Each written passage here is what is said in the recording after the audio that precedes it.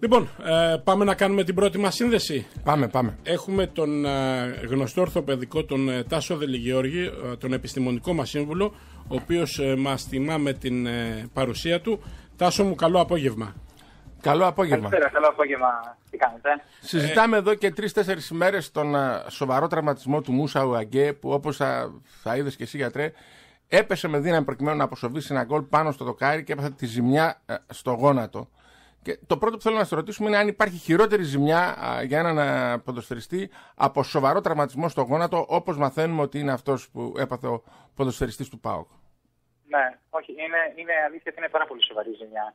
Είναι ουσιαστικά μια βλάβη υψηλή βία, έτσι τη λέμε εμείς. Δηλαδή είναι βλάβες οι οποίες συμβαίνουν σε τροχαίο ατύχημα. Ισοδυναμεί με εξάρτημα, σαν να βγήκε όλο το γόνατο από τη θέση του. Και το πρόβλημα με αυτές τις βλάβες είναι, καλά, εκτός ότι έχει πάθει ζημιά σε όλους αυτούς τους συνδέσμους, ταυτόχρονα κινδυνεύουν να έχει και άλλες βλάβες από τα νεύρα και τα αγκία, που φαντάζομαι ότι τα ελέγξαμε, γιατί δεν μας αναφέρανε κάτι εκεί. Αλλά είναι πολύ σοβαρή βλάβη. Έτσι, για να καταλάβετε, το γόνατο, για να είναι σταθερό, έχει 4 βασικούς συνδέσμους, που είναι οι 2 πλάγοι και οι 2 χιαστοί, ο πρόσιστος και ο πίστιος, και από αυτούς έχει κόψει τους 3. Και επίσης αυτή είναι μια στατική σταθεροποίηση. Επίσης σταθεροποιείται το γόνατο δυναμικά από τους μυς. Και ο πιο βασικός μυς είναι ο τετρακέφαλος, ο οποίος σταθεροποιεί το γόνατο μέσω του τένοντά του επιγονατιδικού. Και έχει κοπεί και αυτός. Οπότε μιλάμε για μια βλάβη πραγματικά πολύ μεγάλη. Γιατρέ μου, αυτό που ρωτάει ο καθένας είναι, αυτό το παιδί μπορεί να ξαναπαίξει ποδόσφαιρο, το πρώτο ζητούμενο. Ναι, δεν μπορεί να απαντηθεί πάρα πολύ εύκολα αυτό. Λογικά, επειδή όλες αυτές οι βλάβες αποκαθίστανται, απλά θέλει χρόνο, λογικά θα πρέπει να μπορεί να ξαναπαίξει.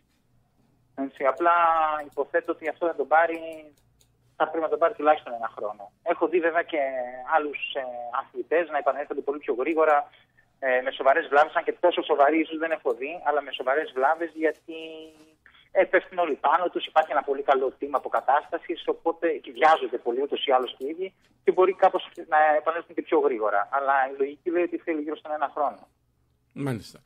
Και βεβαίως να πάνε όλα καλά και να έχει και τη δύναμη να το παλέψει σε στιγμές που θα είναι δύσκολες, φαντάζομαι, έτσι. Ναι. Τώρα, θέλουμε άλλη μια μικρή βοήθεια από την πλευρά σου. Μάθαμε σήμερα από το ρεπορτάζ ότι ο Γιώργος Πρίντεζης, ο οποίος τραυματίστηκε στον χθεσινό αγώνα με τη Βαλένθια, έχει ένα μυϊκό σπασμό στη μέση. Επειδή δεν το καταλαβαίνει εύκολα κανείς. Τι σημαίνει αυτό? Εντάξει, όταν παραμένει να είναι μόνο ένας μυϊκός σπασμός, δεν είναι μεν σοβαρός τραυματισμός, αλλά όταν τον έχει δεν μπορείς να παίξεις. Συνήθως συμβαίνει αν δεν έχει από κάτω κάποια βλάβη άλλη, κάποια κύλη που να έχει πιέσει κάποιο νεύρο, που δεν το ξέρω αυτή τη στιγμή αν έχει. Αυτό που συμβαίνει τώρα είναι ο μυς του να έχει μια μεγάλη σύσταση και άρα του προκαλεί πολύ έντονο πόνο και δεν μπορεί να κουνηθεί. Αν παραμένει και είναι μόνο ένας μυϊκός σπασμός έντονος, αυτός θα λυθεί σχετικά σύντομα. Πάντως... θα θέλει κάποιες φυσικοθεραπείες, πιθανόν κάποια φαρμακευτική αγωγή, αλλά είναι κάτι το οποίο μπορεί να λυθεί. Αν τώρα κάτω από αυτό έχουν κάνει μαγνητικές και βλέπουν ότι υπάρχει κάποια άλλη αιτία, δηλαδή να έχει από κάτω κάποια μεγάλη κύλη που να πιέζει κάποιο νεύρο, τώρα αυτό είναι κάτι άλλο. Αλλά νομίζω ότι όχι, γιατί θα είχαμε μάθει ότι είχε και άλλη συμπτωματολογία.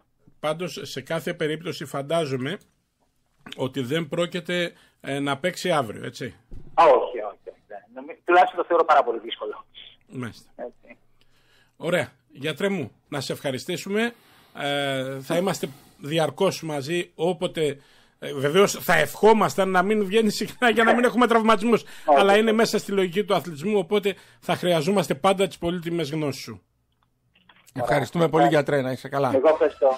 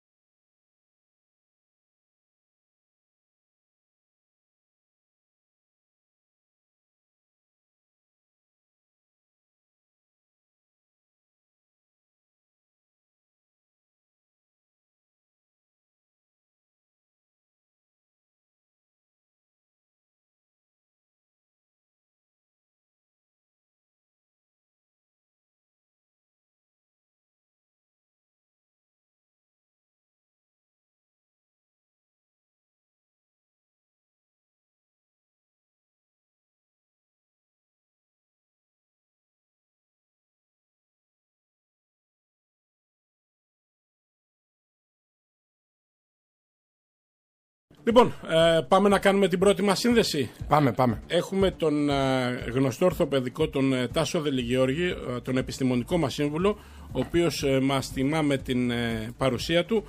Τάσο μου, καλό απόγευμα. Καλό απόγευμα. Καλησπέρα, καλό απόγευμα. Τι κάνετε? Συζητάμε εδώ και 3-4 ημέρες τον σοβαρό τραυματισμό του Μούσα Ουαγκέ, που όπως θα είδες και εσύ, γιατρέ, έπεσε με δύναμη προκειμένου να αποσοβήσει ένα γκολ πάνω στο δοκάρι και έπαθε τη ζημιά στο γόνατο. Και το πρώτο που θέλω να σε ρωτήσουμε είναι αν υπάρχει χειρότερη ζημιά για έναν ποδοσφαιριστή από σοβαρό τραυματισμό στο γόνατο, όπως μαθαίνουμε ότι είναι αυτός που έπαθε ο ποδοσφαιριστής του ΠΑΟΚ. Ναι, όχι, είναι αλήθεια ότι είναι πάρα πολύ σοβαρή ζημιά. Είναι ουσιαστικά μια βλάβη υψηλής βίας, έτσι τη λέμε εμείς. Δηλαδή είναι βλάβες οι οποίες συμβαίνουν σε τροχαίο ατύχημα. Ισοδυναμεί με εξάρτημα, σαν να βγήκε όλο το γόνατο από τη θέση του. Και το πρόβλημα με αυτές τις βλάβες είναι, καλά, εκτός ότι έχει πάθει ζημιά σε όλους αυτούς τους συνδέσμους, ταυτόχρονα κινδυνεύουν να έχει και άλλες βλάβες από τα νεύρα και τα αγκία, που φαντάζομαι ότι τα ελέγξαμε, γιατί δεν μας αναφέρανε κάτι εκεί. Αλλά είναι πολύ σοβαρή βλάβη. Έτσι, για να καταλάβετε, το γόνατο, για να είναι σταθερό, έχει 4 βασικούς συνδέσμους, που είναι οι 2 πλάγοι και οι 2 χιαστοί, ο πρόσιστος και ο πίστιος, και από αυτούς έχει κόψει τους 3. Και επίσης αυτή είναι μια στατική σταθεροποίηση. Επίσης σταθεροποιείται το γόνατο δυναμικά από τους μυς. Και ο πιο βασικός μυς είναι ο τετρακέφαλος, ο οποίος σταθεροποιεί το γόνατο μέσω του τένοντά του επιγονατιδικού. Και έχει κοπεί και αυτός.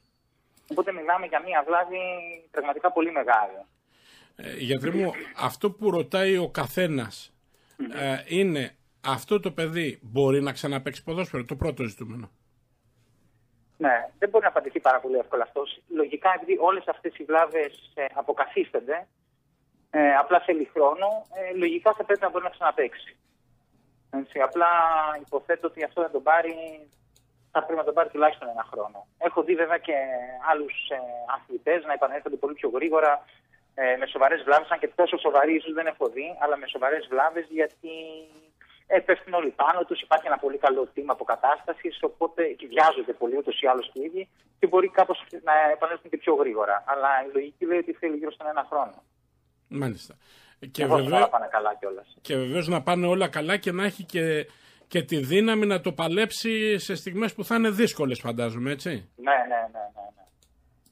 Τώρα, θέλουμε άλλη μια μικρή βοήθεια από την πλευρά σου. Μάθαμε σήμερα από το ρεπορτάζ ότι ο Γιώργος Πρίντεζης, ο οποίος τραυματίστηκε στον χθεσινό αγώνα με τη Βαλένθια, έχει ένα μυϊκό σπασμό στη μέση. Επειδή δεν το καταλαβαίνει εύκολα κανείς. Τι σημαίνει αυτό? Εντάξει, όταν παραμένει να είναι μόνο ένας μυϊκός σπασμός, δεν είναι μεν σοβαρός τραυματισμός, αλλά όταν τον έχει δεν μπορείς να παίξεις. Συνήθως συμβαίνει αν δεν έχει από κάτω κάποια βλάβη άλλη, κάποια κύλη που να έχει πιέσει κάποιο νεύρο, που δεν το ξέρω αυτή τη στιγμή αν έχει. Αυτό που συμβαίνει τώρα είναι ο μυς του να έχει μια μεγάλη σύσταση και άρα του προκαλεί πολύ έντονο πόνο και δεν μπορεί να κουνηθεί. Αν παραμένει και είναι μόνο ένας μυϊκός σπασμός έντονος, αυτός θα λυθεί σχετικά σύντομα. Πάντως... θα θέλει κάποιες φυσικοθεραπείες, πιθανόν κάποια φαρμακευτική αγωγή, αλλά είναι κάτι το οποίο μπορεί να λυθεί. Αν τώρα κάτω από αυτό έχουν κάνει μαγνητικές και βλέπουν ότι υπάρχει κάποια άλλη αιτία, δηλαδή να έχει από κάτω κάποια μεγάλη κύλη που να πιέζει κάποιο νεύρο, τώρα αυτό είναι κάτι άλλο. Αλλά νομίζω ότι όχι, γιατί θα είχαμε μάθει ότι είχε και άλλη συμπτωματολογία. Πάντως, σε κάθε περίπτωση φαντάζομαι ότι δεν πρόκειται να παίξει αύριο, έτσι. Όχι. Τουλάχιστον το θεωρώ πάρα πολύ δύσκολο. Μάλιστα. Ωραία. Γιατρέ μου, να σε ευχαριστήσουμε. Θα είμαστε διαρκώς μαζί όποτε... Βεβαίως θα ευχόμασταν να μην βγαίνει συχνά για να μην έχουμε τραυματισμούς. Αλλά είναι μέσα στη λογική του αθλητισμού, οπότε θα χρειαζόμαστε πάντα τις πολύτιμες γνώσεις σου. Ευχαριστούμε πολύ, γιατρέ, να είσαι καλά. Εγώ ευχαριστώ.